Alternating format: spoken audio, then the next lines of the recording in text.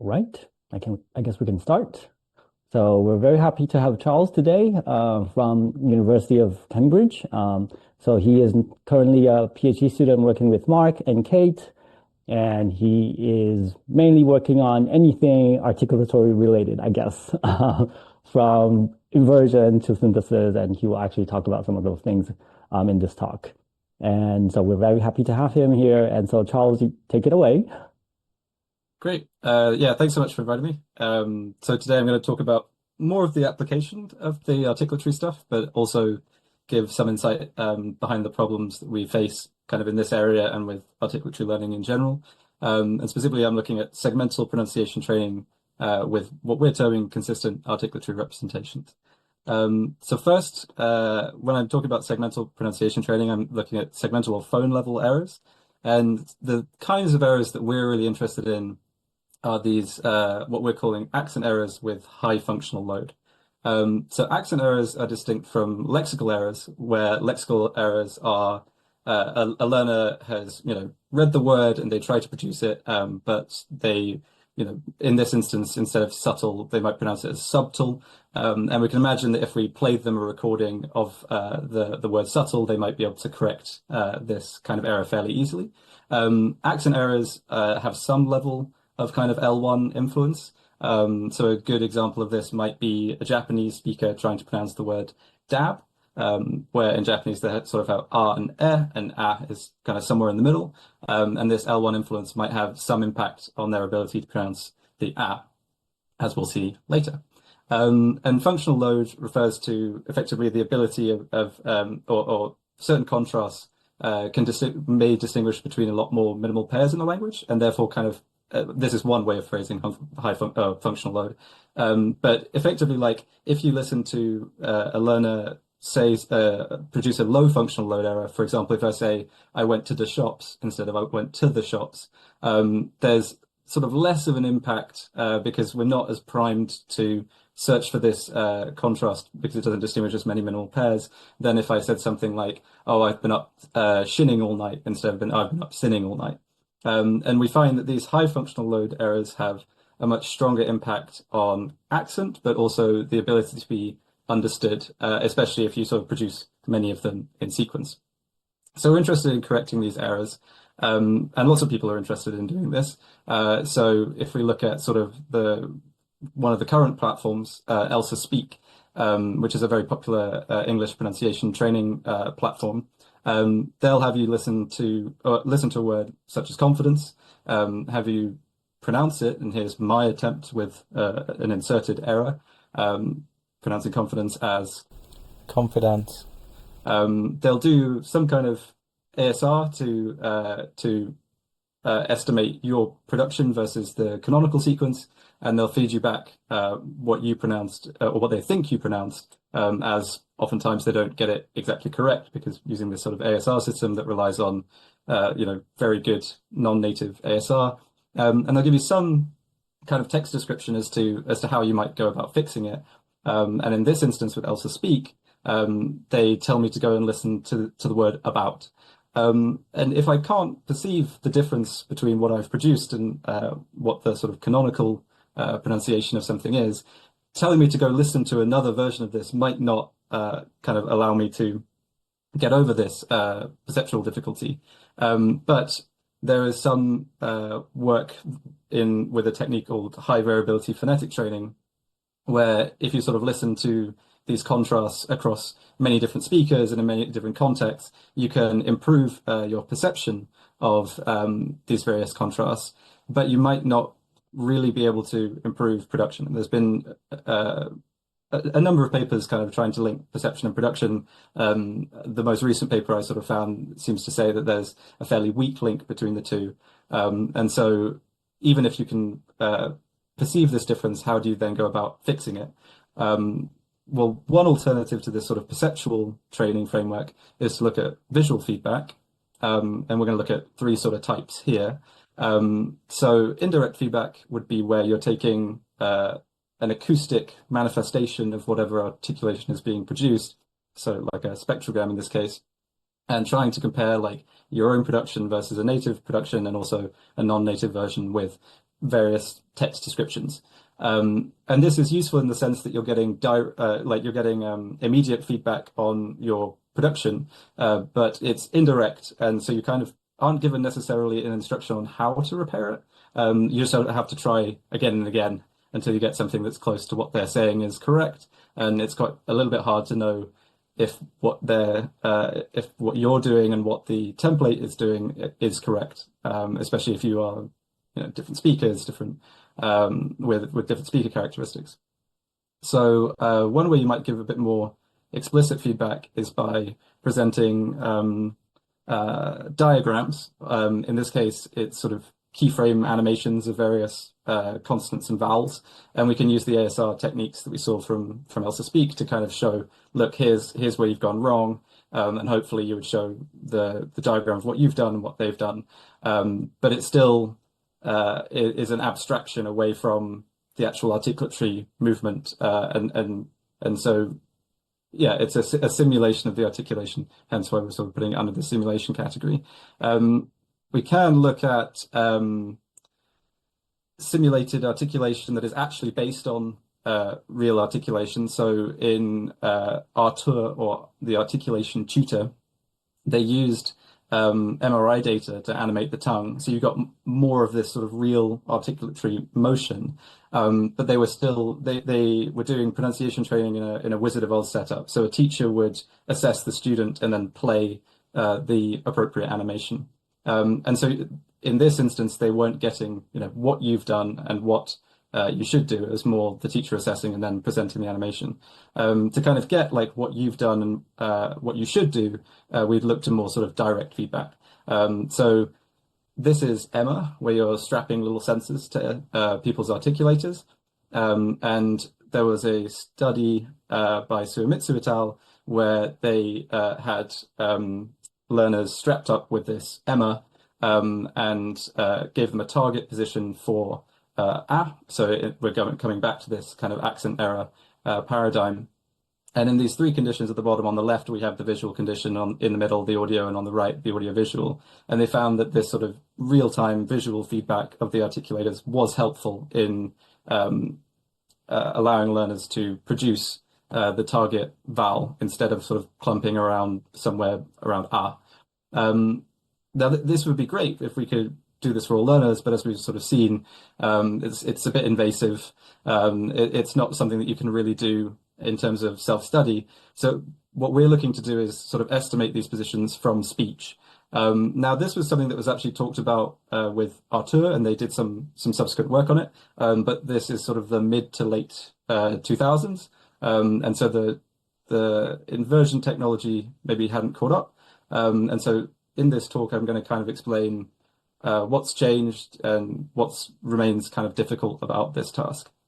So the task in question is we're looking to go from speech to articulation via this process called acoustic-to-articulatory inversion. And the articulation is derived from some way of measuring articulation. So previously, I just showed Emma. We use a data set called the Wisconsin X-ray microbeam corpus, which has little pellets that are tracked using X-rays, and you get these track positions, and you can then estimate them from speech. And so in terms of and if we wanted to then provide audio feedback, we could then synthesize from these from this articulation, and we'll see some examples of like the control that we can have in this way over the audio feedback as well. It's also a way to evaluate the synthetic articulation. In terms of what's changed since sort of 2005 to 2012 or thereabouts, well, we have sort of better models for these sorts of things, or at least models that have been trained on a lot more data, and we have large TTS data sets that we can use to evaluate our synthesizer and get us a more kind of recording environment robust estimation of these articulatory values. But and also this is I should say our kind of methodology for these steps. So for inversion, we're using WAVLM, fine-tuning it with LoRa. And then for synthesis, because we're just going to the articulation, we kind of have to add back in some features, such as F0 and this speaker identity. As we'll see, we're going to take out speaker identity. But the point is that we have these, these big new models, and so we think we should be able to do this task fairly well. But the actual underlying problem that we face is quite similar to what they had in sort of 2010. In that when we're measuring articulation, we're dealing with sort of warm, fleshy humans, and humans come in all different shapes and sizes. So here are the average tongue, lip, and mandibular incisor positions for two speakers from XRMB and their respective palate traces. So the black line is the palate trace. And you can see kind of like the different morphology results in different average values. And so when we kind of normalize these things and try to get target positions out, here I have the z-scored tongue tip X and Y position for different sounds, so k, sh, t, r, and s. We see that there's a lot of variance in the target positions for the same sounds in the same context, but across different speakers. And for pronunciation training, it's a bit hard to say, okay, you did sin, what we'd like you to say is shin. Where exactly are we going to put you? Is it just going to be the average? Like, how is that going to work? And how do we then show that to you? And would that change for every speaker that we show to you? So what we'd like is we'd like the same or similar target positions for the same sounds in the same context, but across different speakers.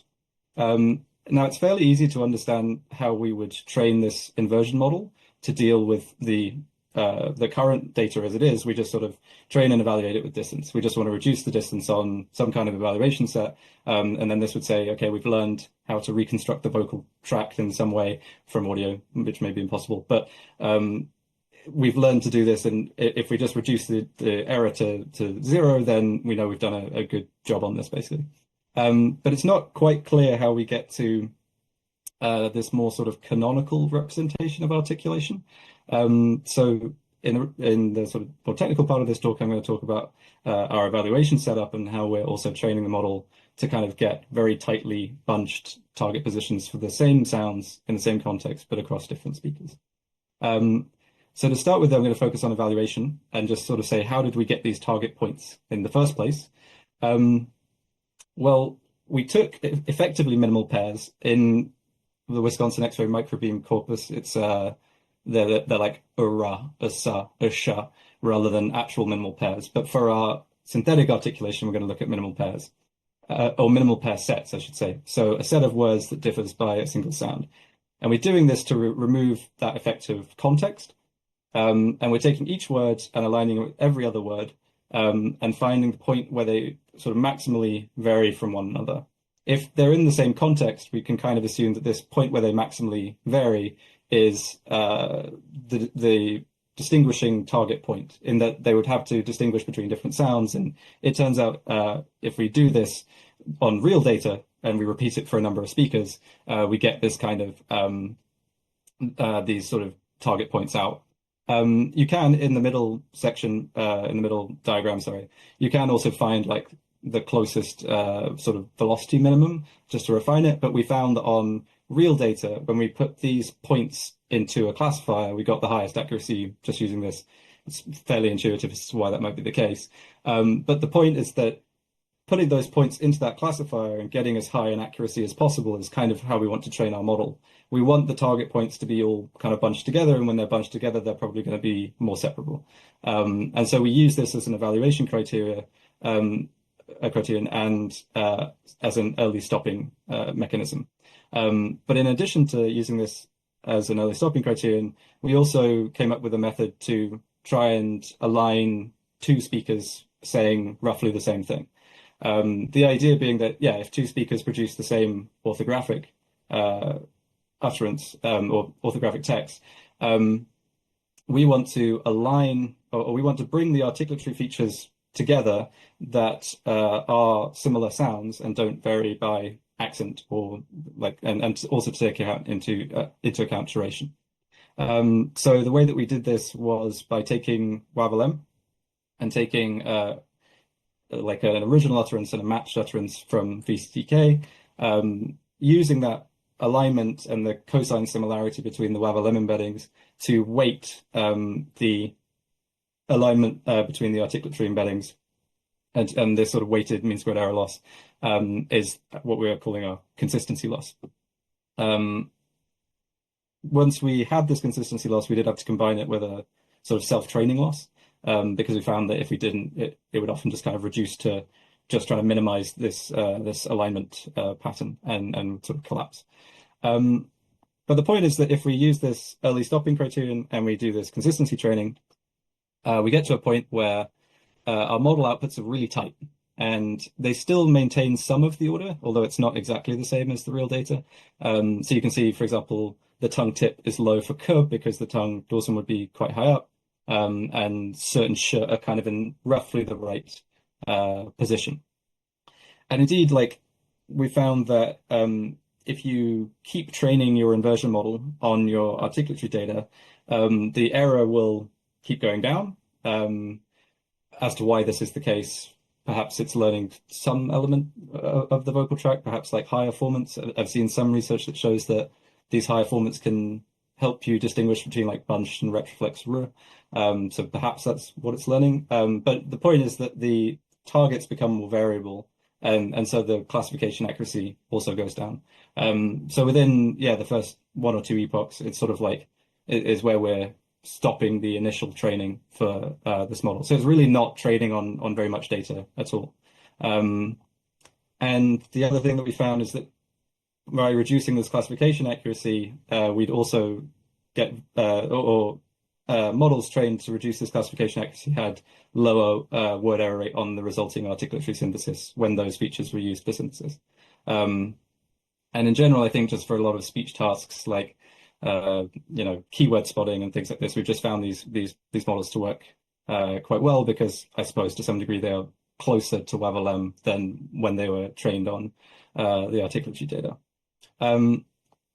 So that's wonderful. We have these lovely articulatory representations that kind of hit similar points across different speakers when the speakers make the same sound in the same context. But we don't have much information about the velum or what's happening at the vocal folds. And we need this kind of information if we're going to differentiate between voicing and nasality. So if I go t, d, n, the only way I can't distinguish this in my articulatory space, but I'm going to try and add in some extra features. I don't really want to add in features like F0 or energy because these will be speaker and recording condition dependent. And one of the things that we found that works quite well is if we took Timit and we windowed or took the frames associated with various voiced, voiceless, and nasal consonants, averaged those embeddings, and then performed PCA, and found that this, 2-dim PCA space was able to distinguish between these different consonants quite well. And if we do the same process we did for the articulatory data, so we're taking, minimal pairs, which on this, on the right-hand side of this diagram, all the different colors are different minimal pairs. And on the left-hand side, I've just segmented it by the consonant category. You'll see on the right-hand side that all the speakers are fairly close together, which is kind of what we want. We want these speakers to sort of bunch up a bit. And indeed, like certain words overlap with one another, but on the left-hand side, they're really well segmented by category. It's not perfect, but it's somewhat better than using F0 or something like this because of the aforementioned issues with that. So this is our combined consistent articulatory representation. And we're going to use it in a template matching exercise where we have a learner and a number of template speakers. And we're going to align the features, in this case, the consistent articulatory features between the learner and the template speakers and try and find where they differ. The data we're going to use is a corpus called UME-ERJ. It's Japanese L2 English speakers, and the template speakers are all L1 General American English template speakers.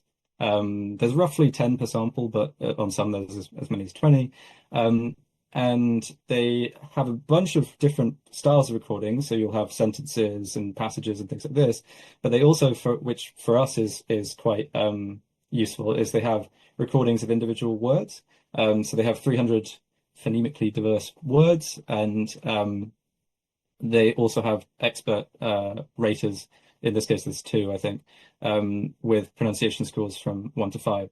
And we like these kind of individual words as compared to a data set like SpeechOcean, which is a very common pronunciation training data set. They both have word level scores, but SpeechOcean has word level scores within a sentence. And this means that you get this really imbalanced distribution of scores where almost all of them are rated as being perfect. And having listened to some of these examples, there's definitely cases where the absolutely correct ones are labeled as, or absolutely, where someone has mispronounced something and it's labeled as correct because it kind of occurs in a bigger sentence where one word is much worse pronounced than the rest, and it kind of flies under the radar. And with UMERJ, they have to listen to each word independently, and we get this much more balanced kind of score distribution. So once we have our learner, this diagram in the top left will align the learner with every template speaker and then get an associated error with each frame in the learner's utterance. And we find that this, or the sort of max alignment error aligns quite well with the pronunciation scores from the dataset. And everything that we've done to kind of make this representation more consistent and actually to some degree more WAVLM-like has improved this correlation. WAVLM in this instance got a slightly higher correlation. On SpeechOcean, we found it was slightly lower. So it's getting to the point where they're fairly close together. And indeed, it's actually pretty close to the inter-rater correlation between the raters as well. This number on the left-hand side, CTC GOP, is probably what ELSA Speak is using to assign pronunciation goodness. So this goodness of pronunciation is a scalar that you can then say, okay, does this correlate with the scores? And you can see that it's getting similar to the sort of original articulatory alignment error, but it's not as good as at least on this data set as our current method. So this is wonderful in terms of sort of assessment, but WAVLM seems to do slightly better, at least in this case. But the reason we really like these articulatory features is because they're interpretable and controllable. And so the question then comes, what about feedback? And before I sort of move on to how we're controlling them, I just want to briefly touch upon like how we would find the template speaker to kind of match up to the learner.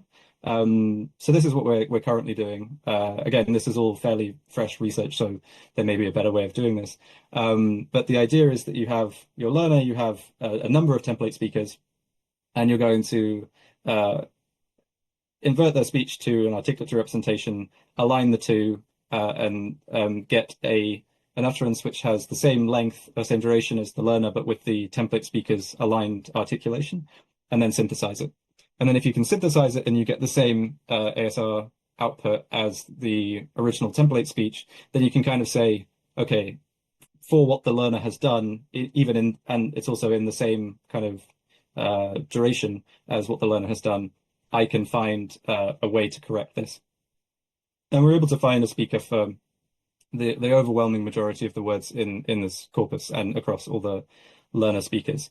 Although this method has some flaws, obviously, if you have certain words that have a bunch of homophones, then it can not match up. But this is how we're getting to an utterance that has the learner's duration, but with the template articulation. And I will play for you what this sounds like. So here we have the learner saying "darb" or something close to that. Dab. And then we have the template speaker saying "dab." Dab. And if we resynthesize, we get Dab. and equally, if we resynthesize the template speaker, we get Dab. now.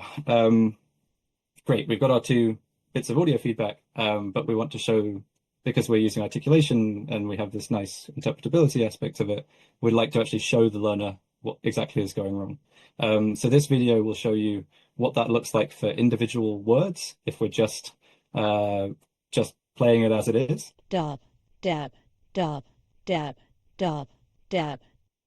So I don't know how well that worked over Zoom. I assume it dropped some frames, but the point is, even if you're watching it perfect and it's running perfectly, it's still quite hard to tell what exactly is going on. So we can look a bit more at the alignment error.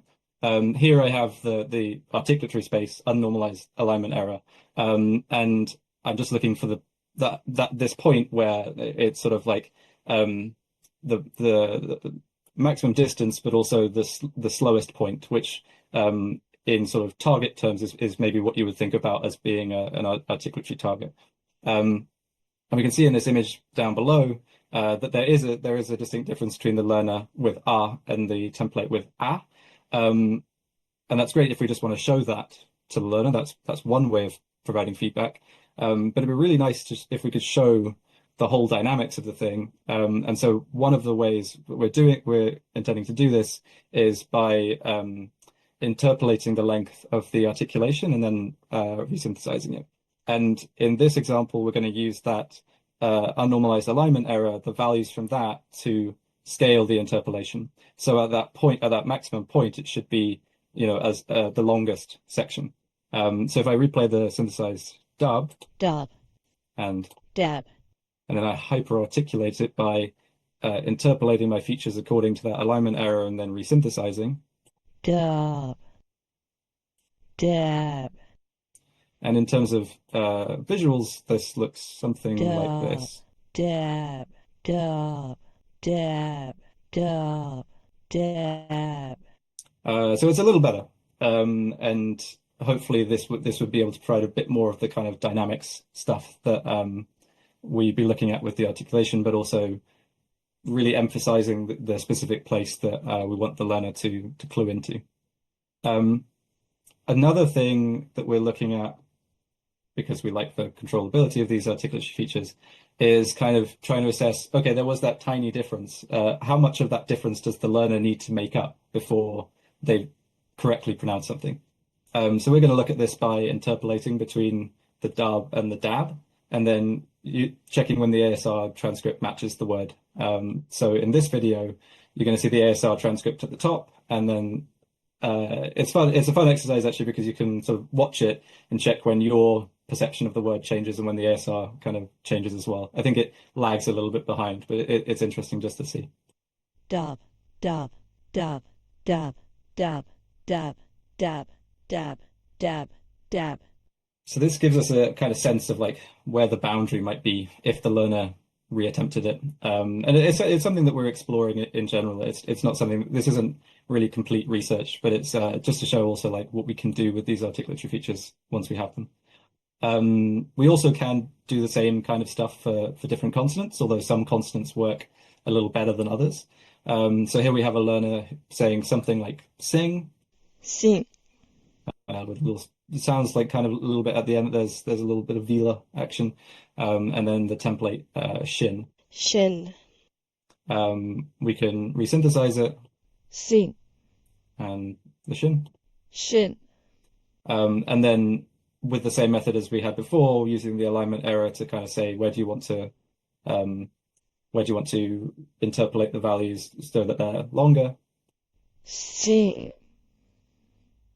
Shin.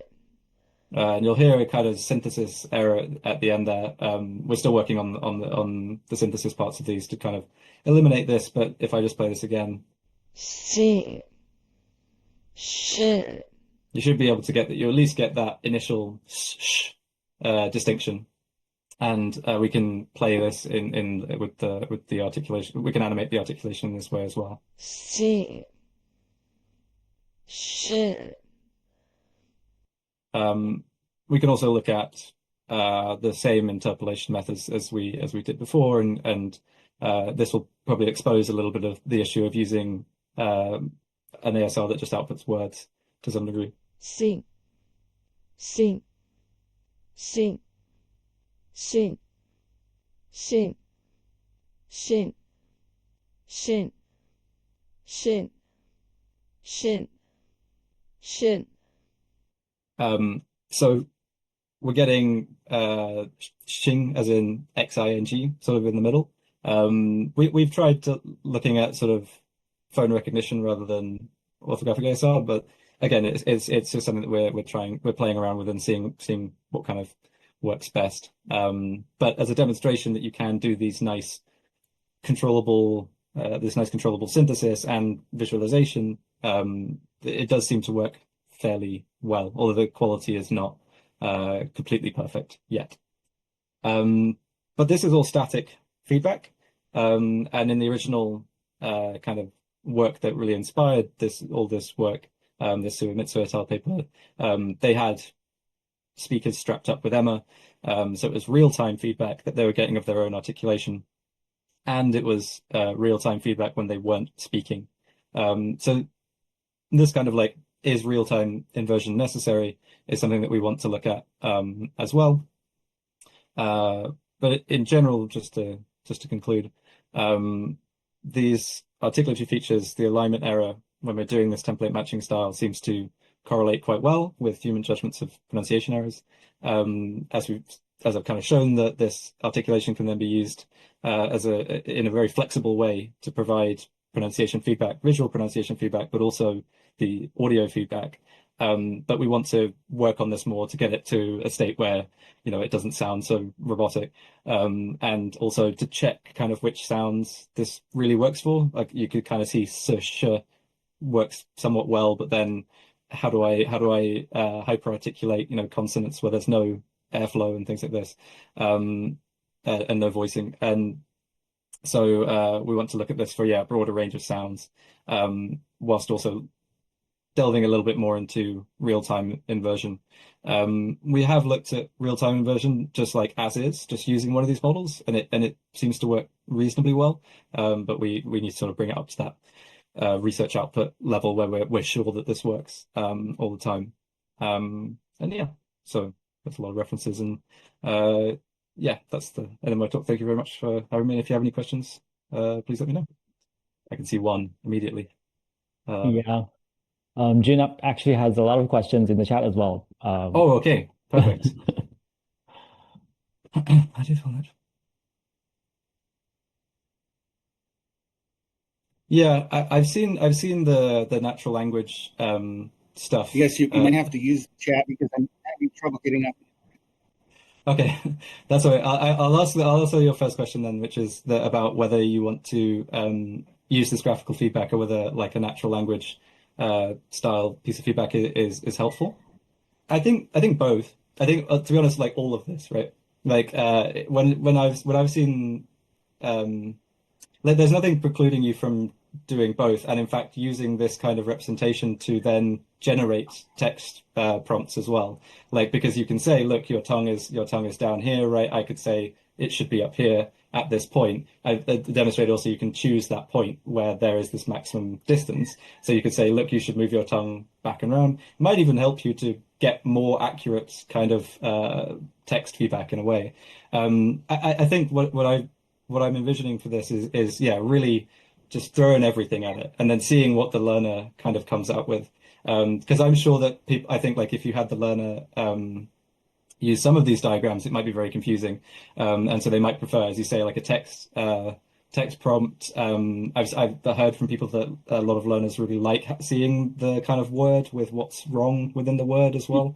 And so a combination of systems rather than just one, I think is probably going to always get you the best kind of output. And especially allowing someone to pick and choose. But just to be able to even present this stuff, I think is interesting in this sense. Yeah, absolutely. I think the best way is both. And I think that it's a lot easier to tell people where to put their tongue than how to shape their lips, because we have a day requires putting a tongue in a position that you're, aware of relative to food. So Oh, oopsie. it's you can even. Jim, I think you're lagged out a bit, unfortunately. Issues of being in Hawaii and me being here, I think. Yeah. Describe to people. Yeah. I'll just read your other question in the meantime. The problem, I think, is the kind of things that anyway. Am I? Let me just read the other question. Speech to text models to make statistics.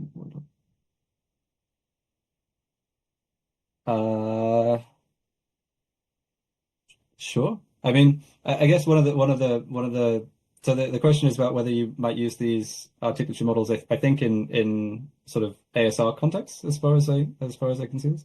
I think like I'd really like people to use these features in general. Like I think they're really interesting. Like the WAVL M model that I showed the sort of results for, right? It's doing only slightly better at this kind of speech content based task than these features. And there's what 1,010 less dimensions. Like the articulatory plus VVN is 14 dim, and you can animate it, and you can do lots of like one of the other areas that I'm interested in is in facial animation, and the idea that you could do really accurate facial animation from these features I've seen it like you because there's so little information in them, and there's way more information in things like WebLM. It's really hard to overfit. So like you can train like facial animation models on these features, and that you just get it like you get what you expect. I think basically whenever I'm using these features, it's really fun because you get kind of what you expect out of them to some degree. Now, I should say there are certain cases in which they fail, but they fail for reasons that you can understand. So, for example, like I've tried to do inversion experiments with the German high back vowel, like Ü, and the inversion model just produces something that's kind of further forward and can't invert to this. But that's because we've been training it on English data. So it's sort of like you get really a linguistically or phonetically kind of like reasons, or you get linguistic or phonetic reasons as to why these things don't work, which is very pleasant as a researcher. I don't have to go into like, you know, I don't know, gradient norms or whatever in these big models. I can just kind of look at it and see, oh yeah, that's why it didn't work. Okay. It's very pleasant in this way. I think there was someone else with a question as well. I'm saying both of this. Yeah, I guess the lips part is also where you would probably introduce some element of like a front-on model, either derived from like there are so the one commercially available data set, as far as I'm aware, for articulatory inversion. If Corin is on the call, maybe he can correct me. But the one that is commercially available has 3D. It's Emma, so it has 3D track points, and it has one on the sides of the lips. So you could get that kind of front-on diagram of like lip rounding and lip closure and stuff. But whether it's useful or not, I don't know. Like, yeah, do you use a mesh? Do you use just like the video of people's lips? Like for SLT work, they obviously use front-on videos all the time, and this works perfectly well for them. So I assume you could do something similar. Yeah.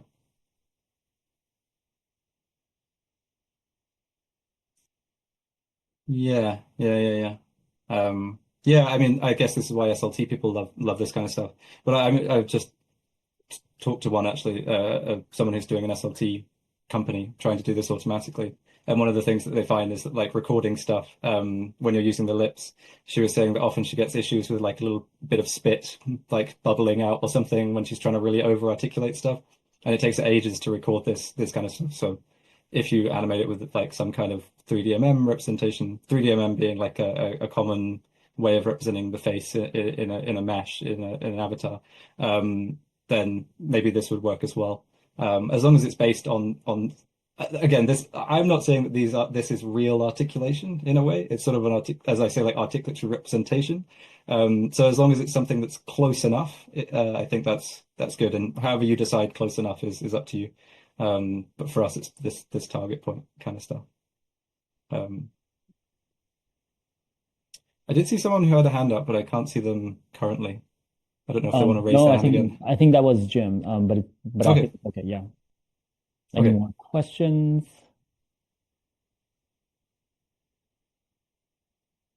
Oh, there is one. There is one. Yeah. Oh, hello.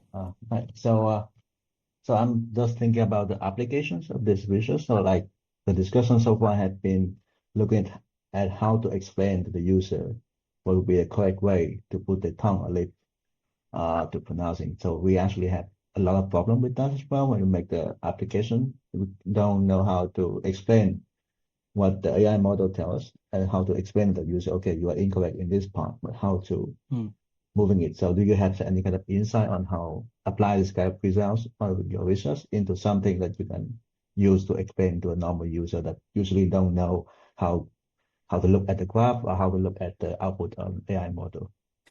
Yeah, I mean, I suppose that was the original inspiration for using articulation in general. But there's a deeper question here, I suppose, which maybe if I come back out of this, I look at like how people have done it in the past, I suppose. There's this question of like whether you do something like this in terms of like animation shapes, or you do a full mesh, or you do, as they did in the Sumitsu Hotel, you do this really simple thing. I think for me, and at least like if I'm just going off the research from Sumitsu, like the simpler the better in a way. I think there was a lot of work in the early 2000s, maybe because like it was becoming feasible that you could use meshes for this kind of stuff, that these full facial meshes were going to be the most useful way. And there was a decent amount of work, I think, in computer interaction to show like what might be the best setup. From personal experience, using like 3D representations of faces and looking at tongue movement in them, it's very hard to say what's going on. I think like and also you can't. There was a paper on can you read your own tongue. I still think it's quite messy. Whereas like this very simple representation, literally just a line and two lip points, at least for the tongue position, that's going to be okay. I'm not going to say that it's going to be perfect everywhere. Again, I think I'm finishing my PhD on the technology. I hope that there's someone who wants to do their PhD on the actual interaction part of it. But it's something that at least looking at it, I can see like how I could adjust. Like in this bad bard example, I could see that there is that lower tongue position. It could move up. But yeah, exactly how someone would even react to this technology, I think is unfortunately, it was something that I planned to do, but I don't think I'm going to have time to do it during the PhD. Yeah. Hopefully we can do it. I know that Corin wants to do something to do with this at some point, but more for speech and language therapy. But it'd be interesting just to see, do you need this full mesh? Do you want this simple tongue position? These sorts of things. Yes, so just want to add that I have users try out this similar thing like Alter system, the one in the middle. Oh, okay. And then the normal user, their feedback is that they think it's look a little bit disturbing because they're not getting used to see the movement, so they don't really like it. Yeah, it's not even the worst one. Like I think, well, sorry, I really hope I don't offend anyone on this who might have worked on this system, but it's just the period of time, right? I think was it I'm forgetting the name of it, but Pierre Bardin and people like this, they made this slightly terrifying. I mean, the thing is, they made the front of the face photorealistic, and then the inside was all these slightly metallic colors, and it's.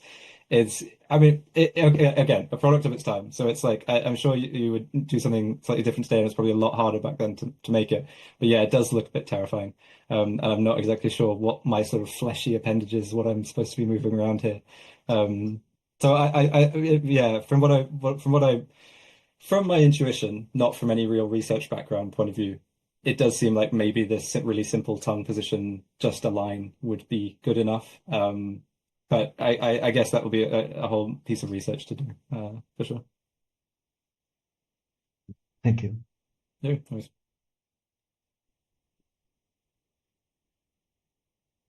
Any more questions?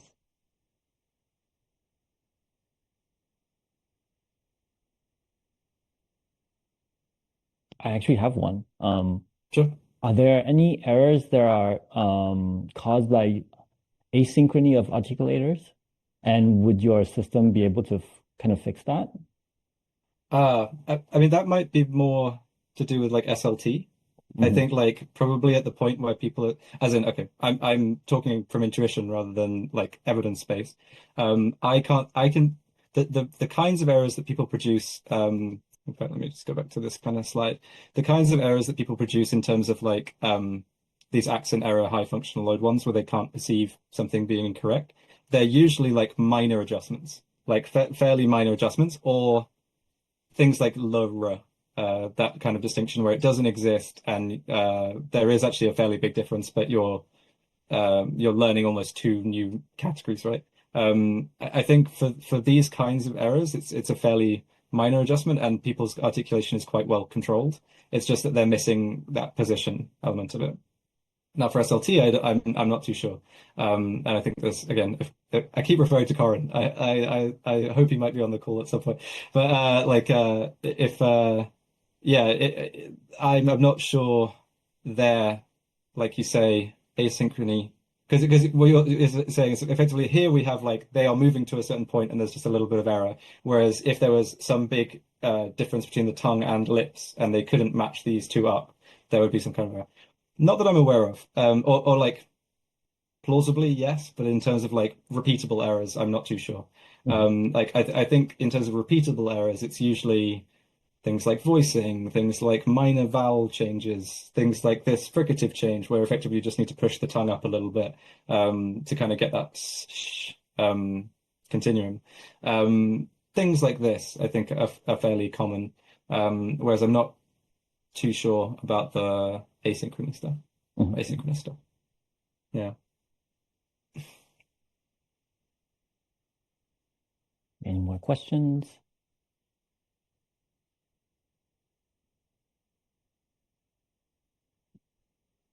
Thanks. Yeah. Yeah, hopefully finish it soon.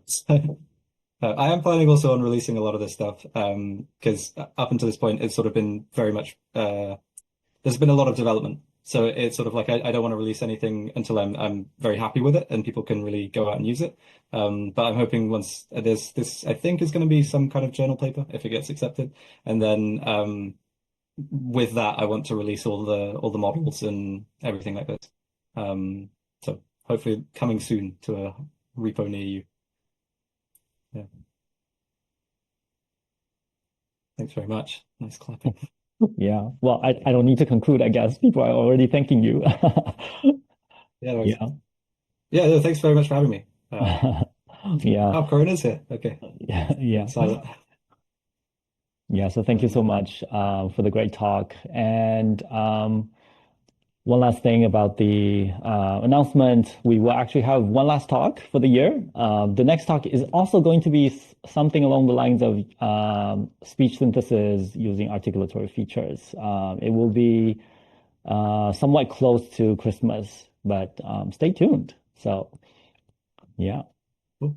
All right. Thank you so much, everybody, for coming, and I hope you enjoyed the good weekend.